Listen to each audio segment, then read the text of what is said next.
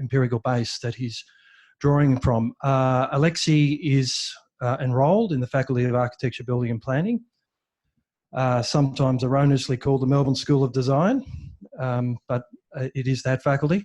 And he is otherwise normally domiciled here at the college, where he draws a lot of collegial support, and has, I think it's fair to say, has been quite a mainstay in the college over the last few years. And I think the turnout today is testimony to that collegiality that he's generated. So over to you, Alexei. The plan is to present for about 40 minutes, and then we'll have about 15 for discussion, feedback.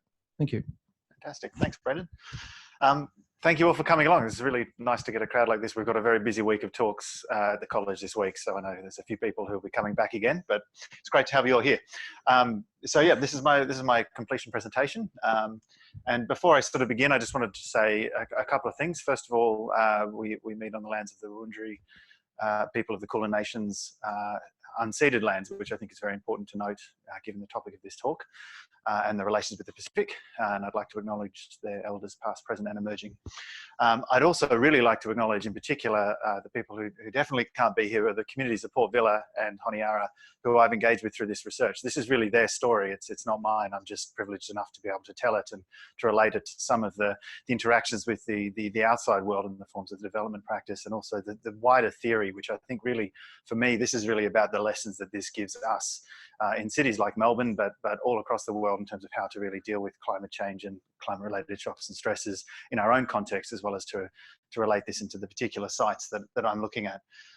So yeah, in particular, the communities of the informal settlements of Port Vila and Honiara, but also the institutional representatives, stakeholders, colleagues of mine who work in these two countries, who also provided a huge amount of support and also research interviews and evidence for this particular piece of research. And as Brendan's mentioned, this building has been my home for the better part of the last, well, since we've moved in here from the old building that we were in, but the college has been my home for the last 3.5 years, as well as the faculty itself. So I just really wanted to acknowledge their support, both in a lot of ways. This research wouldn't be possible as a PhD student without the financial and the institutional support that has been provided to me, and I'm extremely grateful for that. And I should acknowledge Missy as well, the Melbourne Sustainable Society Institute, for also assisting in that. And in particular, my other fellow PhD students here, because I think this is genuinely a collegiate environment, and I think that's something that's a real privilege and very unusual in a PhD setting, to be able to share this experience so closely with so many people. So thank you all who are here, and those who can't make it now. Finally, to my supervisors, Brendan and Leslie, for putting up with me and being patient with my delayed deadlines and general tardiness along the way. It's very nearly finished, and it's a credit to them for being nearly finished. John Barnett as well, and Crystal Legacy, who are on the panel, and also to Carolyn Weitzman, who's my former chair before she moved back to Canada. And last but not least, my family and friends, for putting up with my general absenteeism in their lives over the last few months as I try and get this thing done. So thank you for indulging me in a little bit of a preamble, but that's sort of the nature of completion seminars, I suppose. All right, so this is just an overview of the structure of the seminar. There's a fantastic TED talk that was done in 2006 by Sir Ken Robinson, which I commend to you. And his follow-up in 2010, he said, well, that was one of the first TED Talks to ever be recorded. In the interest of time, I'm just going to refer you back to that one for what I previously said. So as I continue, and obviously I don't have the same sort of level of viewing that he did. I think he had 4 million views in that interim amount of time. But I will refer a little bit back to the previous talk that I gave roughly a year ago, and that's still online on the college website if you are so interested in it. What I am going to focus on more than the sort of the really raw primary research, which I looked at then, are the wider findings of what the research that I've done is. So I will give a little bit of an overview of the research process and that sort of wider theoretical framing.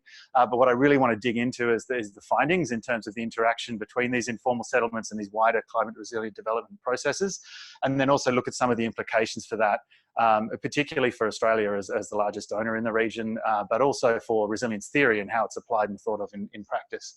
So first of all, just a little bit of an overview going through the small island developing states. I suspect, given the particular crowd here, that quite a few of you are familiar with where they are, but I'll just try and get everyone on the same page to just go through my research approach, key questions, methodology, and the data that I've collected.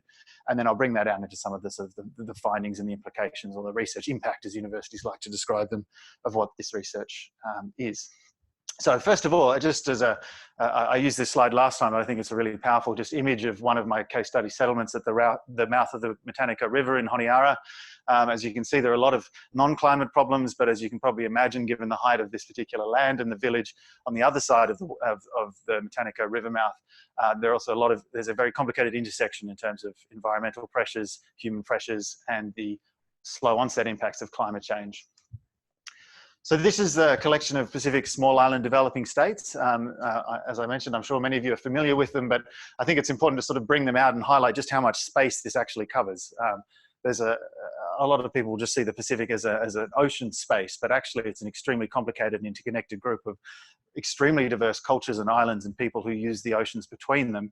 And so thinking of it in this sort of more holistic, wider way is just an important starting point, I think, to sort of bring the research into that context.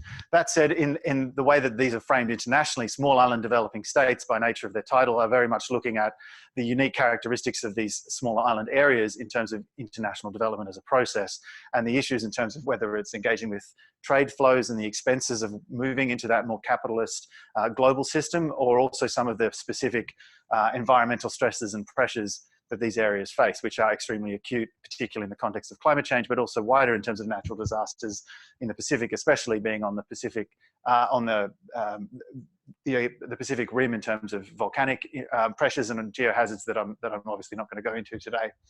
So these are the two archipelagos of Vanuatu and Solomon Islands, and I think it's important to emphasize archipelagos because they're not sort of the classic images of a coral atoll that you'd imagine in the Pacific, or some people would imagine in the Pacific as being what's out there. These are quite complicated and very reasonably unique, I think it's fair to say, island environments, in the sense that these countries are comprised of, between them, a couple of hundred different languages, extremely discrete cultural groupings, but also complicated flows that move between and have for thousands of years between these different groups of people.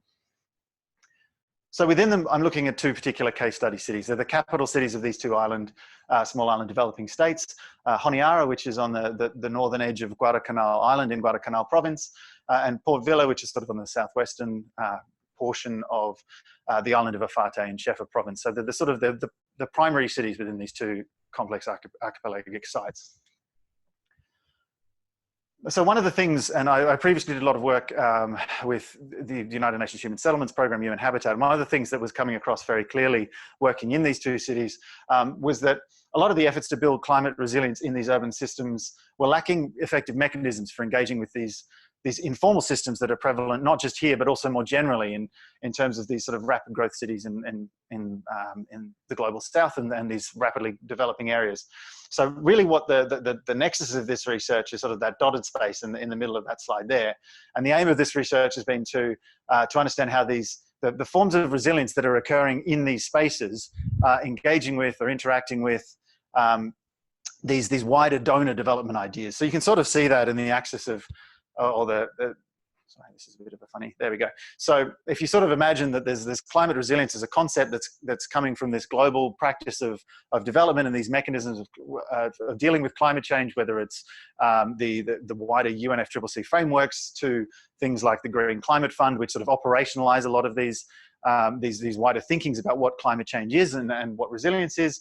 And then effectively there's an idea that in some way or another they trickle down through these state-based mechanisms into a city scale, and that city scale in some way operationalizes climate resilience in a way that makes that city able to deal with climate shocks in a better way, and shocks and stresses. But at the same time, in cities that are rapidly growing, you have a constant flow of people moving into the city system, which centers upon a concept which I've sort of framed as being the migrant dialectic, which is a position of not quite being part of the city, but also not quite being part of where migrants came from in the first place. So that particular perspective gives a unique lens on what cities are and how those individuals, but also the wider city functions in that national context. So if you sort of look at this in terms of those two axes, I've framed this through three questions, which I won't go into too much detail right now in the interest of time. But firstly is looking at that resilience discourse coming through this exogenous external forms of development and being implanted upon the city. The second one is looking at that movement of migrants into the city and how the people who are in these informal spaces within the cities, which is particularly where in these two case study cities migrants move to, how they're engaging in ways that generate resilience in their own form. And then, of course, the third question centers upon that intersection and how that can be then applied back into research theory, and also some of the practice around climate resilient development that exists not just here, but also globally through some of those mechanisms I mentioned before. I'm not going to dwell on the actual theory of resilience too much, other than to say it's very important to understand that this is approached in very different ways, both in terms of disciplines and the way that resilience theory and thinking has evolved over time. So one of the earlier approaches to it is this idea of bounce back resilience, returning to a previous state. That's something that not just in resilience thinking, but also in wider disaster risk management processes and practices has been sort of moved on from, nominally at least. But as a starting point, it was this idea of resilience disrupting a system to a point, but if you're a resilient system, you then move back into the original state in a relatively, or arguably an exact form as you were in previously, and it's the speed of that return that is of most significance. The second concept is actually reflecting that there are multiple options as stable states in a system, and that an effective system is one that maintains core functions of the system itself as it recovers and potentially evolves from that initial state following a shock or stress. So that's kind of the idea of bounce forward resilience, if in sort of a common language that's used. What's really interesting, though, is that what the literature review and the analysis that I did in the early stages of this research identified was that this second phase was coming into a lot of conflict in socially intense areas like cities, in the sense that resilience is something that is now being applied in a normative way.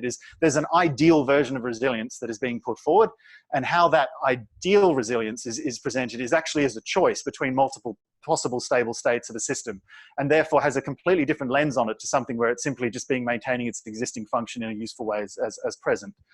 Now, it's this particular third junction that's of most critical interest in this research, because what this is really saying is that there are multiple versions of resilience that can exist, and that therefore there's a normative decision-making process. And of course, as we all know in cities, that then becomes contested. And this is one of the biggest problems that social science has with engaging with resilience thinking, of which plenty has been written, which is basically saying that most resilience thinking is still in some way or another set in this initial version. It implies that there is a very a way of looking at things like cities, but also any system. A lot of this originated from ecological analysis, for example, where it can simply be returned in a stable way. And then this is about moving beyond that. So just to go to where I've come at this resilience from, resilience is defined in this research as the ability of a system to cope with, recover from, adapt, or transform in response to a shock or stress, as measured by an acceptable return to or maintenance of system function. But of course, the key question there is who is determining that very last section of that sentence. So one thing that is really critical in these two case study cities is that both of them have recently gone through a major shock event, and that adds a completely different dynamic into the way that analysis is done in these particular settings, particularly from a qualitative perspective. So in both of these cases, in Honiara, there was a major flood event in April 2014, which had a major impact on the city. It took out most of the bridge infrastructure, and it severely damaged a lot of houses and caused a huge amount of economic stress, and also took a number of lives. Similarly, in 2015, in March, I was actually stuck in Brisbane, almost halfway there, to do a bunch of climate change planning. There was a major impact in Port Vila, which was the tropical cyclone Pam, which didn't just impact on the city, which is a key point of difference. It also impacted on a wider area of the archipelago. And this destroyed a huge amount of housing across the city and also took a number of lives. What is really interesting, though, is the way that these two cities recovered from those events. And that really is where a lot of the primary community level research that I engaged in it plugs into this analysis. So this maybe a strip on the left here is one particular approach that was taken by Gunderson and Holling to understanding primarily ecological systems and the way that resilience is posed. And as I showed you in those previous slides, resilience isn't something that is now in contemporary senses really understood as being a static property of a stabilized, inverted commas, system. The way that Gunderson and Holling posed resilience is that it actually fluctuates over time, that it moves in cycles as systems are impacted on in different ways by shocks and stresses. So what's really critical here is that, and I know Brendan in particular really doesn't like the word panicky, but the origins of it are from the Greek god Pan, and the concept that particularly Holling, who I think can probably take a large amount of ownership over the concept, was putting forward is that it's an epitome of unpredictable change with a notion of hierarchies across scales. But his point is that it's non-hierarchical in the sense that this is an interchange of these different scales in all kinds of different ways, moving between different levels within a system that operate on different scales in terms of time and also space. So effectively, it's a nesting of that cyclical process on a number of levels. Again, I don't have a huge amount of time to go into this today because I really want to get to the findings from this research, but just to put it in your mind that what we're really looking at here is the alpha phase, the reorganization phase, and how that interacts across multiple scales within these two cities, and then also the impacts of that more widely across the two sort of particularly national domains that I'm looking at here. So the way that I approached this was twofold. Firstly, in that first research question, I used a number of interviews with institutional representatives. In total, there were 26, 13 in both of the two countries that were engaged in semi-structured qualitative interviews. But the really central unit of analysis in this research were the informal settlements, of which I picked 3 across each of these two cities. The 6 settlements are highlighted there. I had a target of about 10 interviews in each of those settlements. So as you can sort of see, there are very different locations within these city areas that these settlements have been picked out from. So Ontong Java settlement, which is the image that I showed you at the beginning of this presentation, is right in the center of Honiara. It's a very dense, highly compacted, small settlement area. A similar settlement in Port Vila is Seaside, and there are 2 sections of Seaside called Seaside Fortuna and Seaside Palma that I conducted interviews through. There are also sort of, I suppose, peripheral settlements that are more established is the best way to describe them. So Wind Valley on the western edge of Honiara, but notably inside the town boundary, those areas are shown in red, and Black Sands, which is one of the oldest informal settlements in Port Vila, which is a very large area similarly to the west of the Port Vila municipal domain, but that one is outside the city boundary. So, and 2 more peripheral areas that are probably more what you conventionally understand as being peri-urban. So we've got Jabros settlement, which is across the boundary and well and truly on the edge of Honiara, and then Etas, which is a large informal settlement that's rapidly growing to the east of Port Vila. So in all, these communities I interviewed aiming at roughly 10 households in each of these communities, and then also conducted follow-up workshops with them. I also did a separate workshop with customary owners, which I'll explain why becomes a little bit more relevant a bit later. On top of that, there was also an amount of secondary quantitative analysis that I'll be drawing on through this presentation. So you'll see that fairly shortly. Okay, so what is it about these rapidly growing cities that actually has some kind of particular implications for how resilience thinking is applied?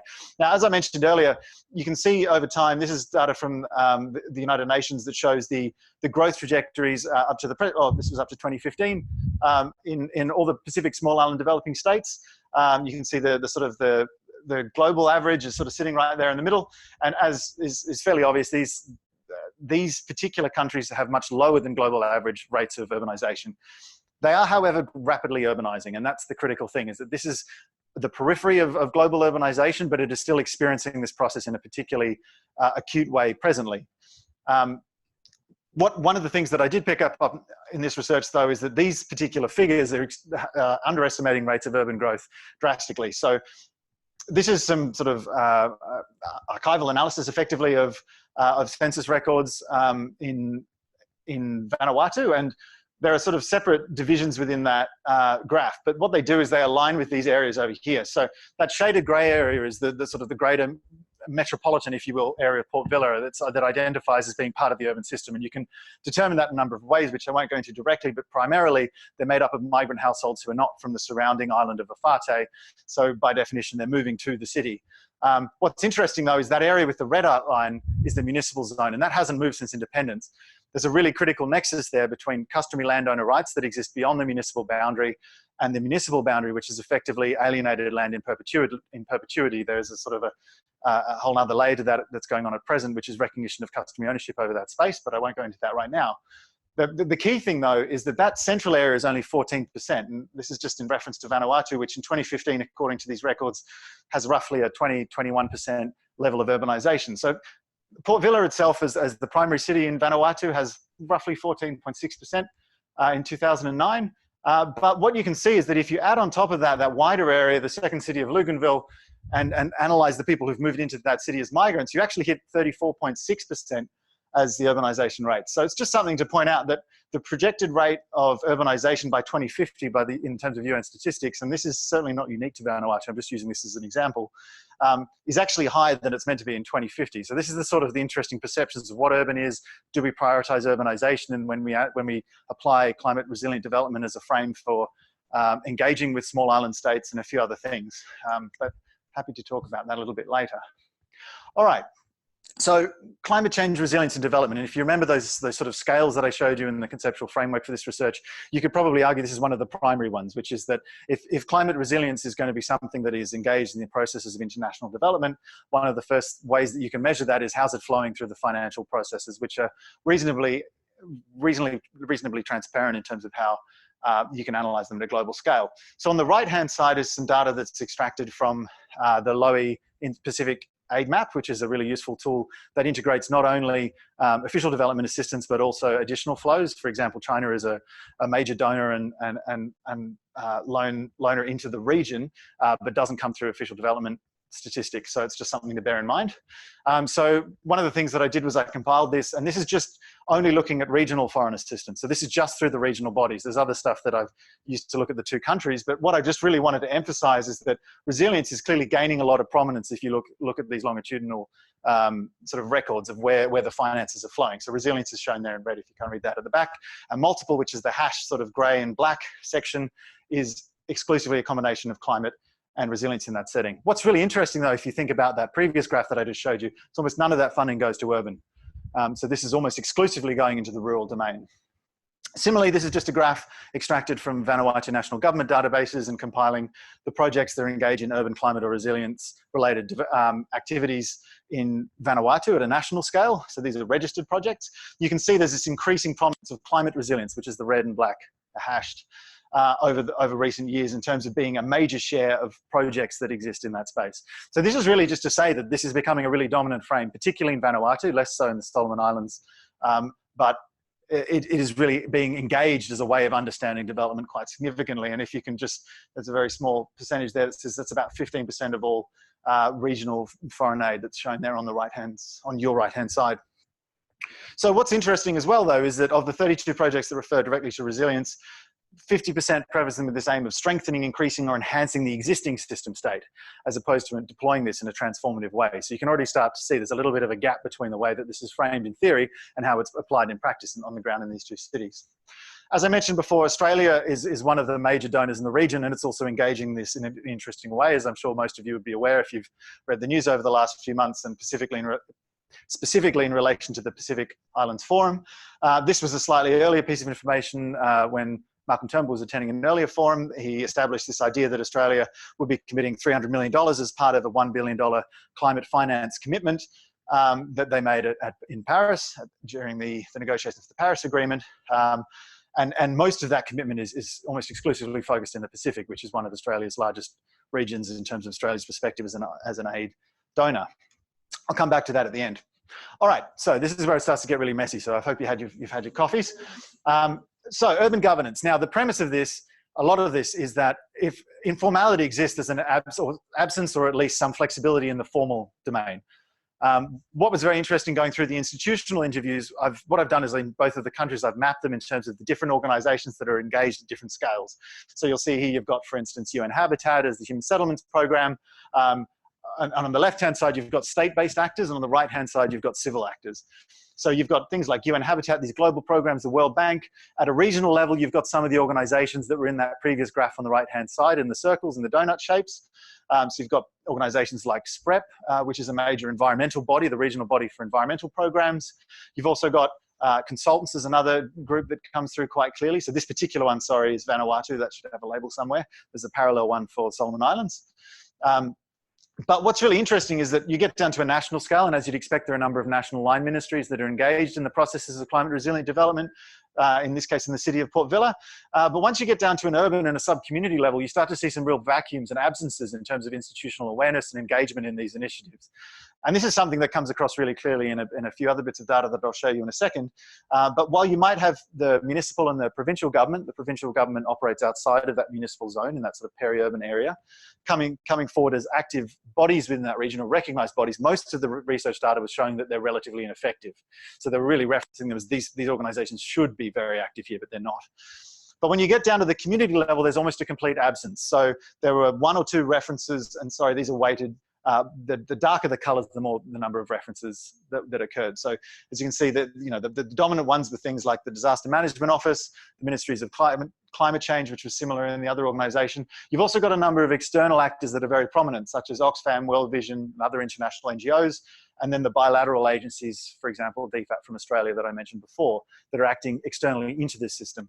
But if you take a sort of a nested systems, a resilience thinking approach to this, the agencies that are operating directly in line with this particular city exist largely externally and operate in. So that's just something that I wanted to highlight, but in particular at the community scale, there isn't a lot going on there from an institutional perspective. I'm going to skip through that, but just to say that these informal settlements have been here a while. I'm running out of time, so I'm not going to go into that right now, but I'll come back to it if you want to learn about why there's a 1967 map of informal settlements that has relevance to the current day. So that's the exogenous, the external perception of how resilience operates within these countries in terms of climate resilient development. And what that really highlights is that there's a real black box of unknowns within the community level in these cities. So that's where the second part of my interviews really come into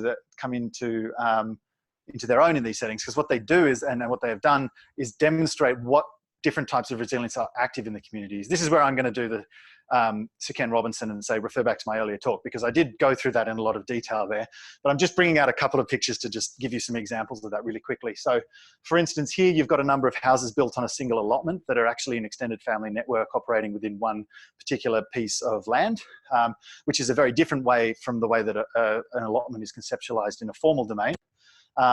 Next along there is an example of a shared water facility where multiple households have managed to get access to one particular piped water source, but are using it across multiple households and sharing the bill. So that's another example of how resilience is being enacted informally outside of the formal domain, but connected to it in a certain way.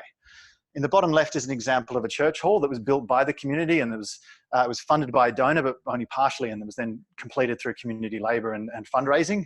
So that's another example of a major community facility that's entirely that is not owned within the city. It's not something like you'd expect a library or a community hall here. It's literally on unleased land in the community in one of these settlements.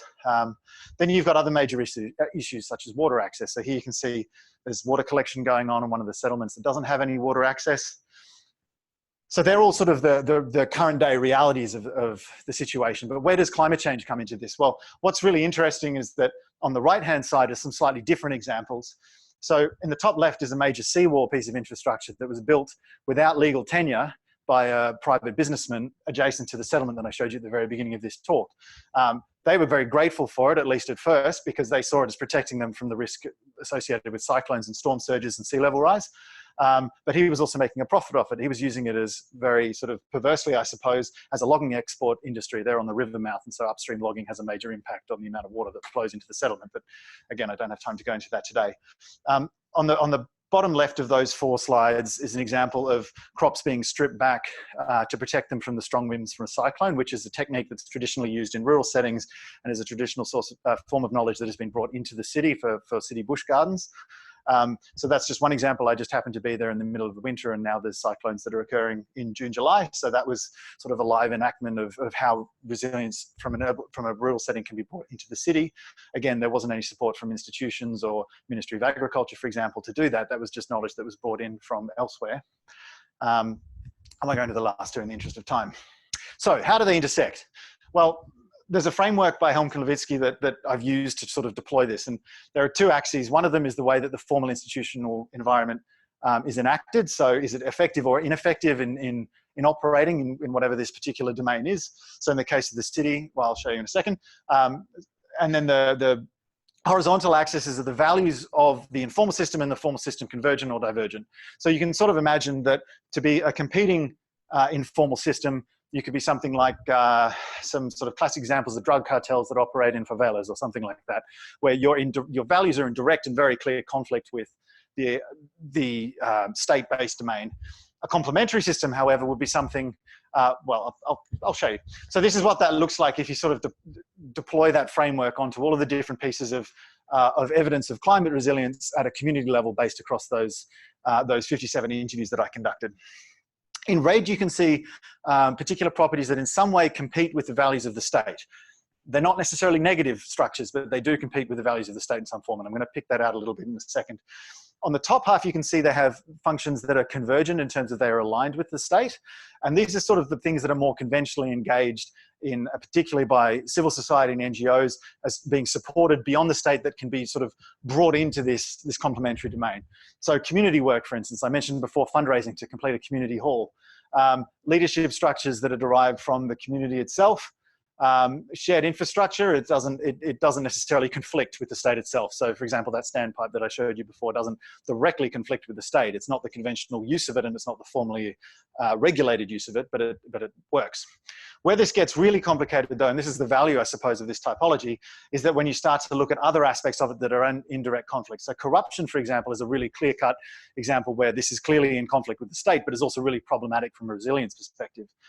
However, if you apply a lens like resilience over something like customary practice and laws, it starts to get a little bit more complicated. So as you can see, I've sort of fuzzied the areas of these different domains in a particular way to try and bring this out. So parts of custom might work very well with the state system, but other parts, for example, it could be depending on the values of the state, excluding women from chiefly positions, for instance, is a relatively easy one to explain that doesn't align with state objectives on gender equality, for instance. That's sort of a very simple example, and I'm sorry that it's quite blunt.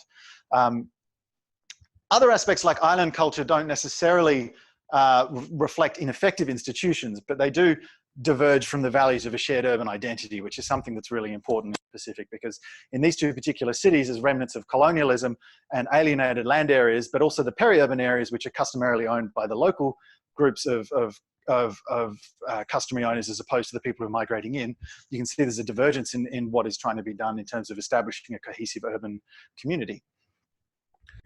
So just on the right-hand side, actually, I'm going to skip that. All right, so sorry to really rush through this. It's only 22 slides this time. It's 10 less than last time.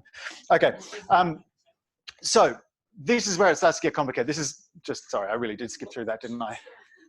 How did that, did I hit the wrong button? That's going forward, sorry. That is the last slide there. All right, so implications for practice and theory. I've got 10 minutes.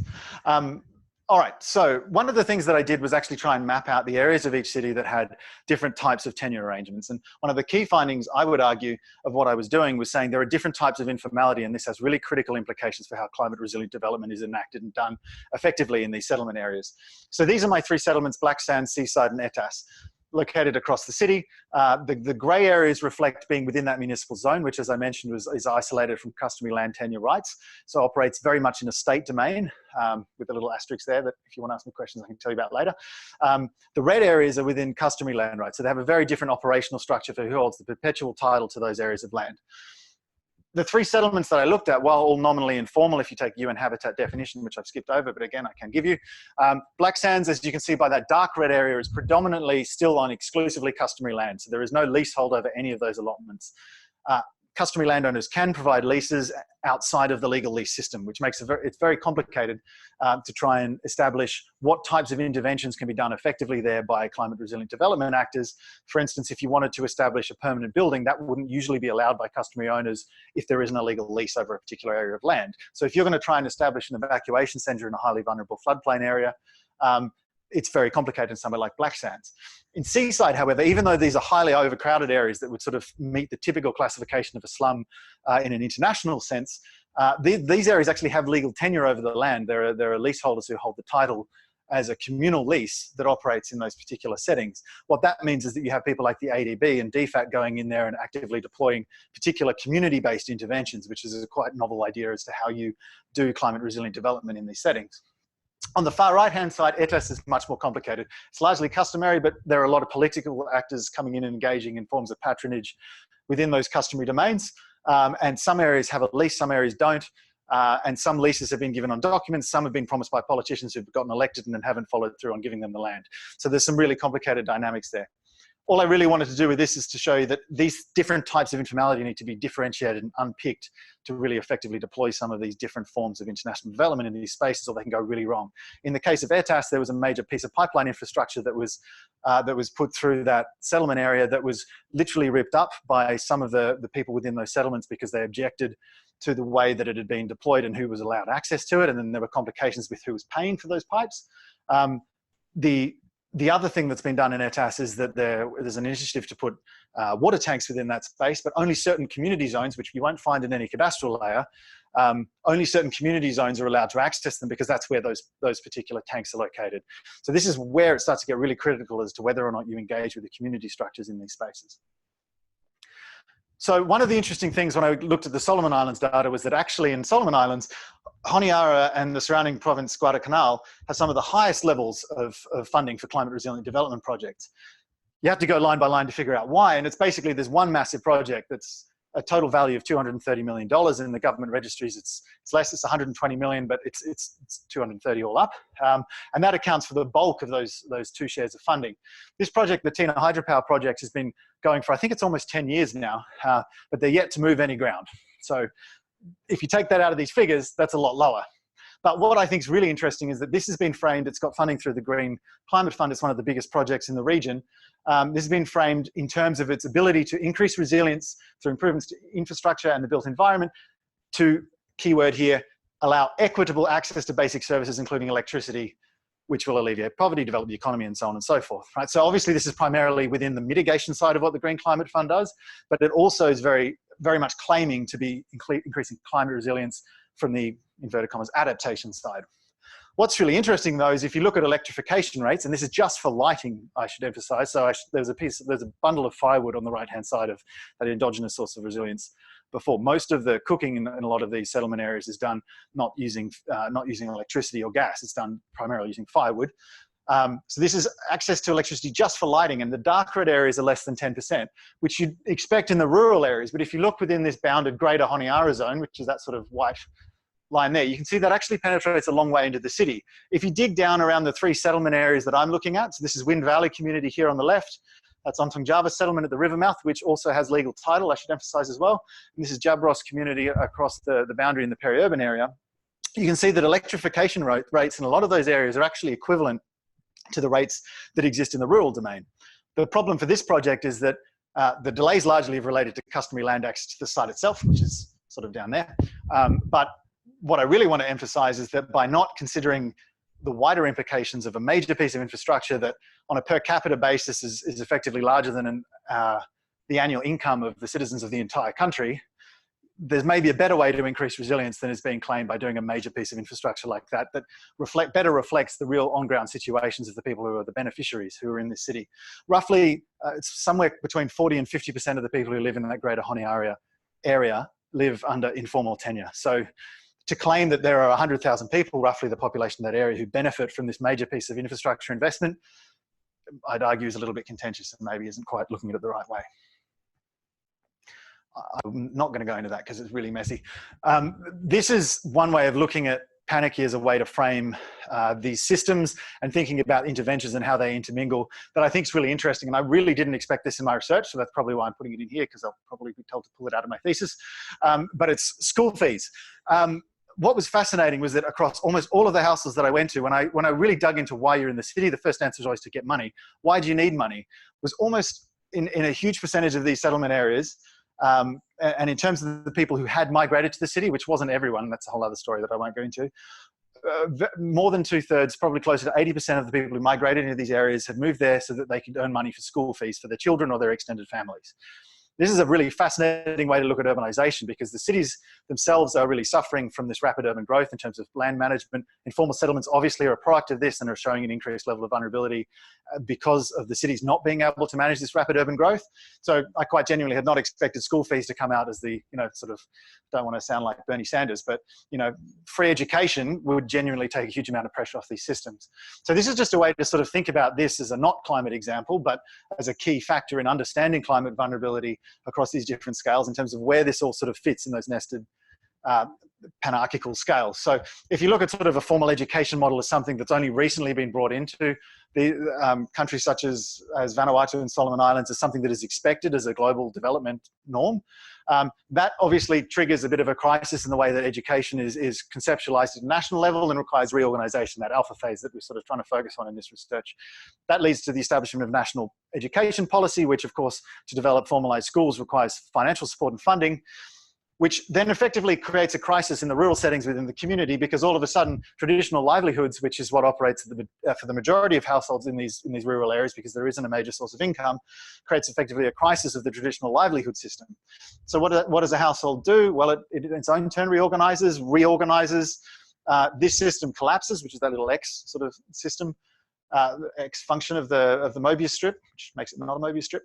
And then a new hybrid livelihood model emerges, which is this occupation of the informal settlements within the cities, where people aren't necessarily part of the city, but move there or to and from there. So this is sort of the circular migration concept that's sort of used a lot in the Pacific regions. So that at first obviously leads to temporary urban occupancy, which a lot of my respondents were reflecting, but that can in turn lead to a consolidation within this urban system, which in its own way puts pressure on the urban system, which pressures the national system. So that's just sort of a way of trying to think about, if you don't just look at things as being static at a point in time, but actually going through different fluctuations in their ability to cope, this becomes really critical. What's particularly of relevance, though, something that isn't shown here, which is when a climate impact or shock kicks in.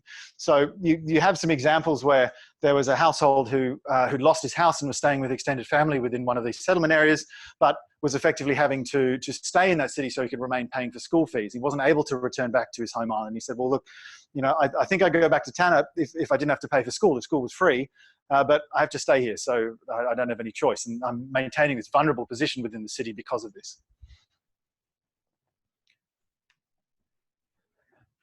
This is my final slide, and I just wanted to bring it up as maybe a bit of an aside. Again, maybe another thing that'll get trimmed out of the book. But thinking beyond the city scale is really important in these settings, because primarily the resources that people are drawing upon in these endogenous settings are actually from outside of the urban domain, whether it's through extended family networks, even into diasporas in Australia and New Zealand and America and other countries for financial resources. What's really interesting, though, in the case of one particular community, which I started with, Ontong Java settlement, is this reflection from one of the community leaders. And he said, and I'll read this one out, sorry, it's the only one that's got a lot of text on it. So in the islands, you can see there is visible evidence of change. So Ontong Java settlement is actually, the name relates to Ontong Java Atoll, which is a major atoll to the north of Solomon Islands that is experiencing some very acute impacts of sea level rise and saline ingress already. So in the islands, you can see there's visible evidence of change. So he was telling me about another village, which is almost completely gone. There's just a church building left. The actual grave sites are now under the water, which is of additional significance. And there's only one house remains from the side of the old village. People don't want to leave because of the ties to the land that they own, tribal land, and there's customary associations with that space. And actually, what he's suggesting is that some members of the family need to stay. People also aren't talking about moving out because it has so much of an implication for rights and identity, which is a whole other aspect that, again, I haven't quite gotten into. So he said, yes, there are issues with what people call migration, but it's unplanned. So that's that reflection. People move to the city temporarily to get cash or to try and support people back home, and then it just becomes this sort of unplanned, chaotic thing. And what he's suggesting is they actually need the government, the province, to talk with leaders, to plan a consultation with the people, send them out, talk to the people about these changes and what's happening into the future. This is sort of the limits to what endogenous resilience can do, where exogenous input is actually really critical. So because more and more people are coming here, and as you can see, this place is already full. So here he's talking about this settlement just at the river mouth, which is very high density settlement that's being eroded on the coastal side up to where that seawall starts, and also on the river side. So they've already lost, I think it's now up to about 8 or 9 houses along that riverbank. So he's saying more and more people see they're coming here, but this place is very full. When disaster strikes, it's a huge task to get people in some semblance of order and move them out during disasters. So that was why this particular site, which is a communal site, really needs support to try and find a way of moving that into another place within the city where the community can maintain all of those sources of resilience outside of that highly climate vulnerable zone. So, sorry, that was a bit of a whirlwind, but thank you very much. And yeah, happy to take questions for the next 15 minutes or so.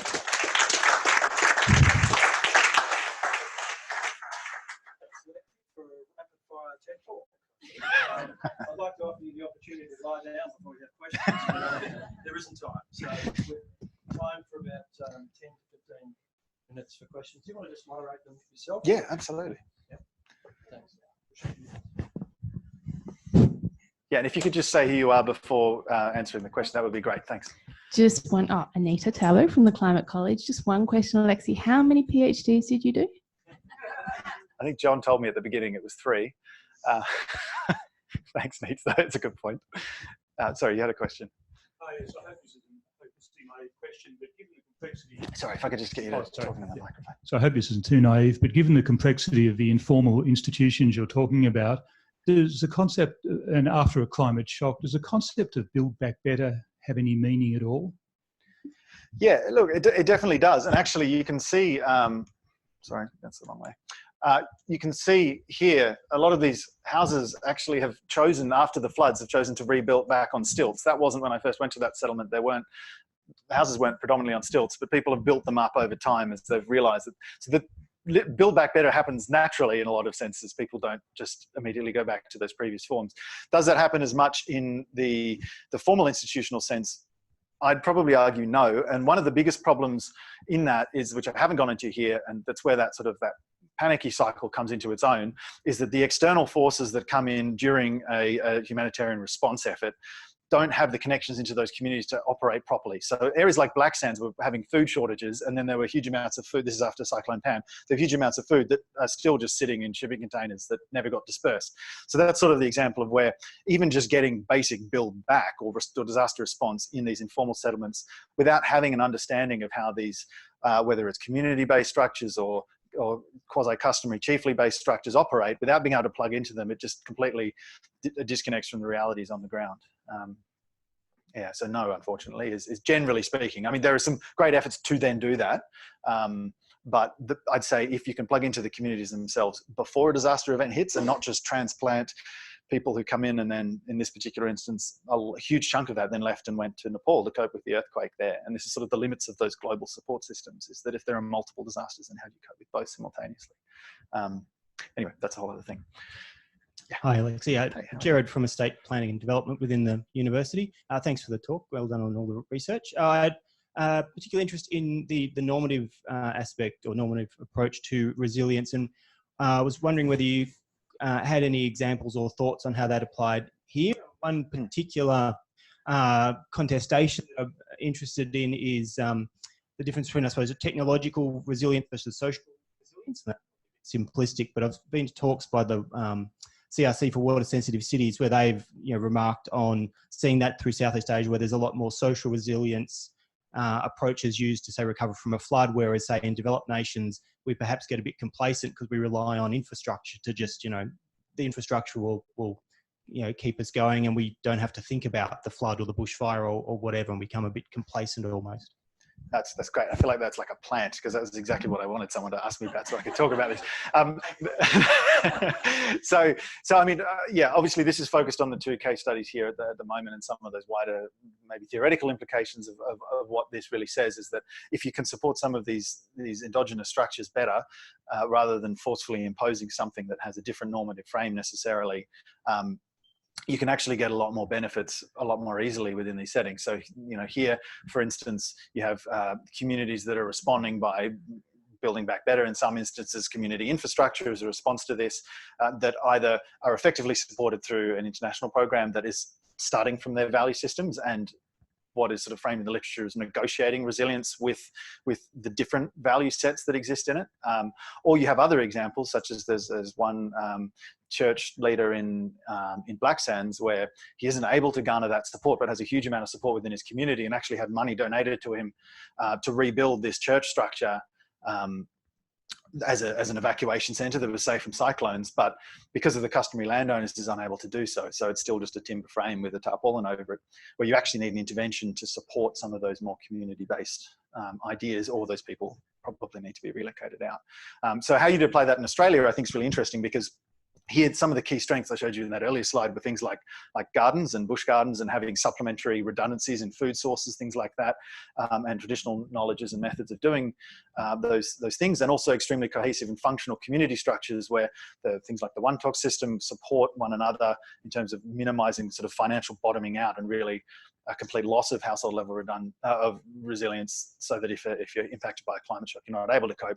All those things are sort of ideals that we often put forward in cities like Melbourne, where we're saying, well, wouldn't it be great if we had community gardens, and why aren't our communities working together properly? And so I think there are some real lessons here that really, for me, the real value is bringing them back to somewhere like Australia and saying, maybe actually, and there's a lot of criticism, which is very valid, of resilience just driving a neoliberal agenda of saying small government.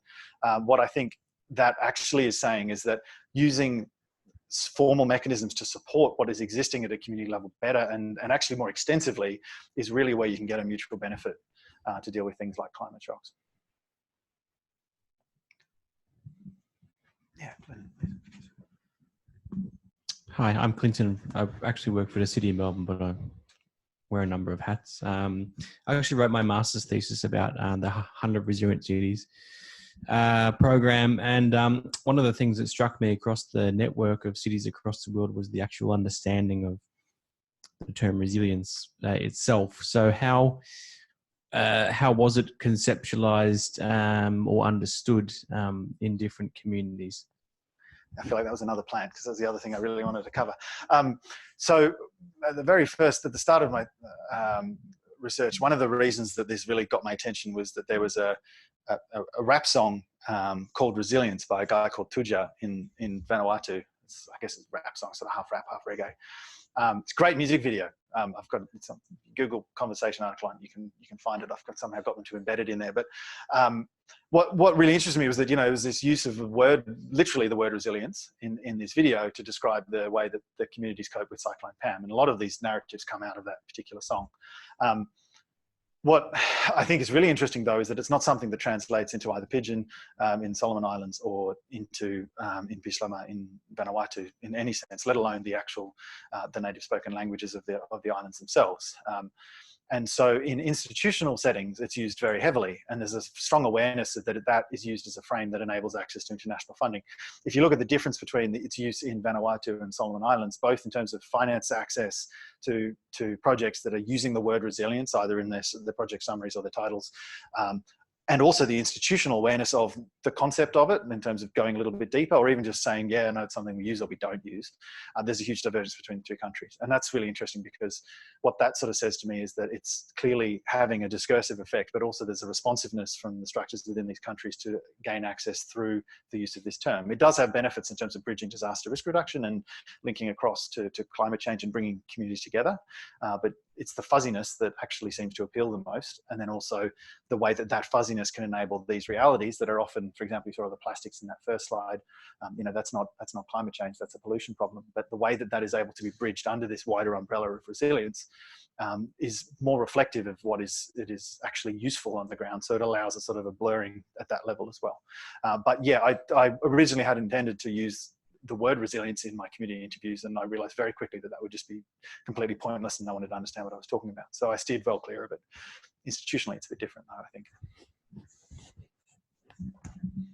Ismail, doing a Masters of Environment. This is my last semester. I'm from Samoa.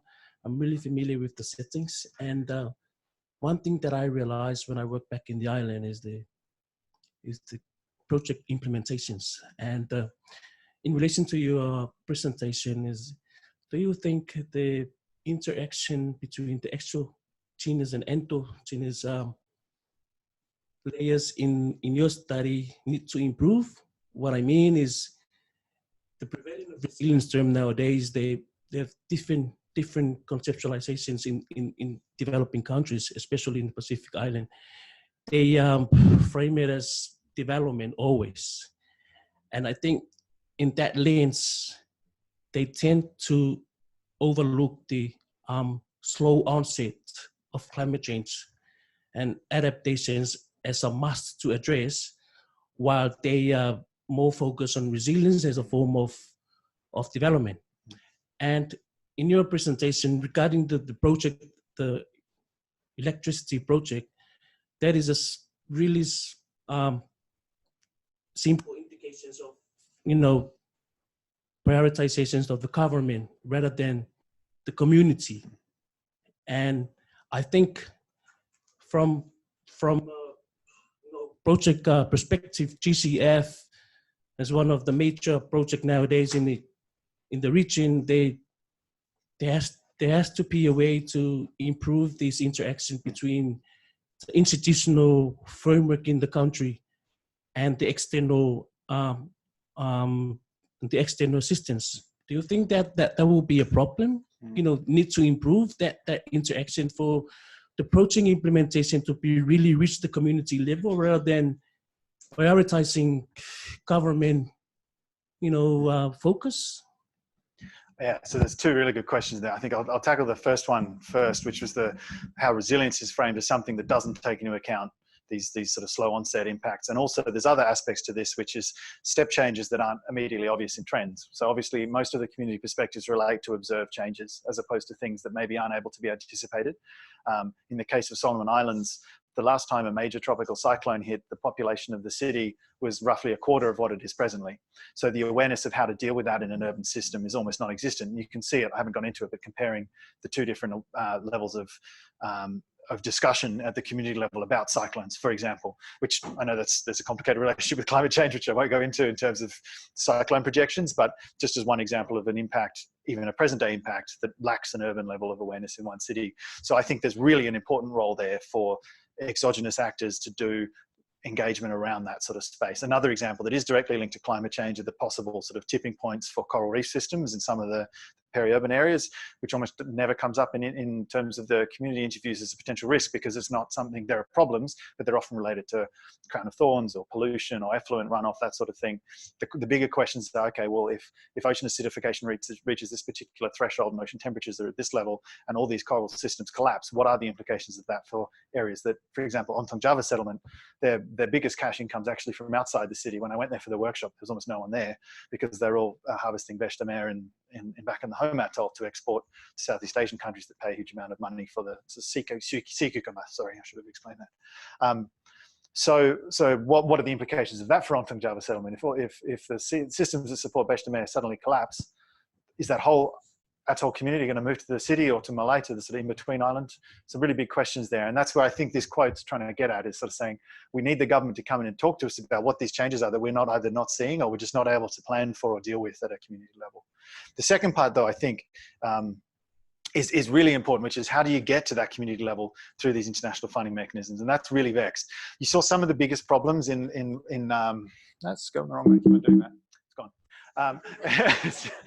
It's telling me to stop using slides. So some of the biggest problems in terms of the interaction between informal and formal relate to political patronage and the perversion of national government systems and also municipal government systems through things like constituency development funds and the direct manipulation of funding through internal agendas. So what often happens is someone like GCF goes to a regional body because they've got sort of institutional frameworks that are much more supportive and tick their boxes in terms of safeguards. The problem is that starts to break down at a national level, and I can give you very specific examples of that relating to the Adaptation Fund in Solomon Islands as to where this gets really complicated. And they've gone through the national or international bodies, UNDP, whoever, instead of going into the national level because it's just too hard. There are no annual reports. You have no idea where the finance goes, whatever. So that's just at the national level. To go to the community level is an even bigger question, and I don't have an answer to that.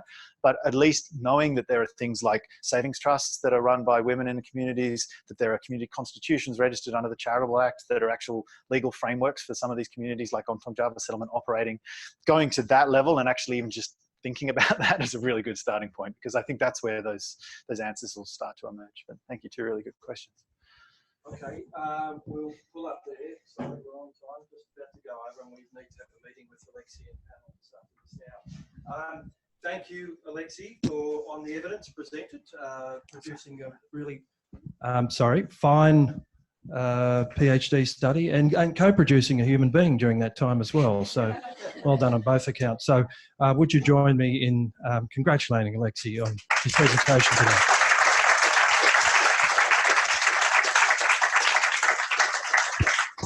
Sorry, whilst I have everyone's attention, we do have one final slide, which I'm sure Alexei did add. Our upcoming seminars, we've got two very big seminars coming up on Friday.